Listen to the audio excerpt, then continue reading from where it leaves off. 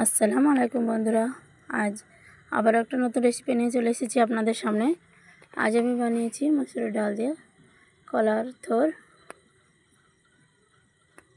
তো এটা খেতে খুবই সুস্বাদু হয়। তার জন্য তাড়াতাড়ি করে আমার বরকে খেতে দিয়ে দিয়েছি।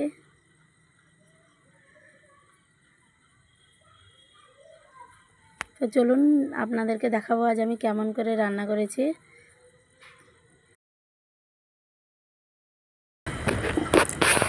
তো আমি প্রথমে কলার থোরগুলোকে কেটে নিয়েছি, কেটে ভালো করে ধুয়ে নিয়েছি।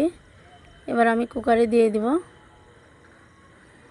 দেব পরিমাণ মতো ডাল। এখানে আমি 100 মতো ডাল নিয়েছি, মসুর ডাল। দিয়ে দেব কাঁচা লঙ্কা কুচি,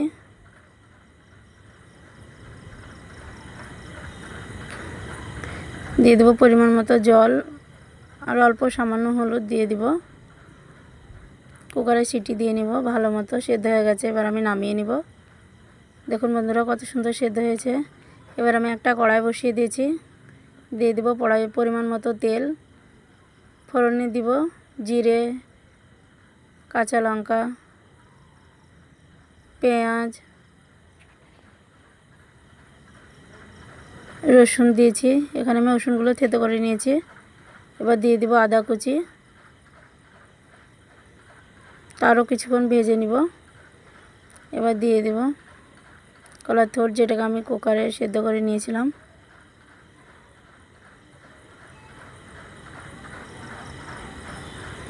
আবারও কিছুক্ষণ ভালো মতো নেড়েচেড়ে মিশিয়ে দেব।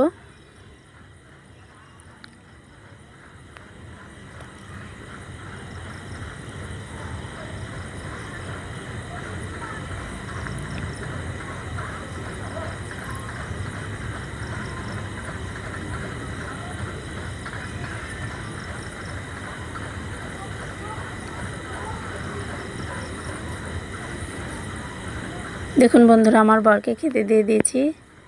ওর তো এটা খুবই পছন্দ হয়েছে।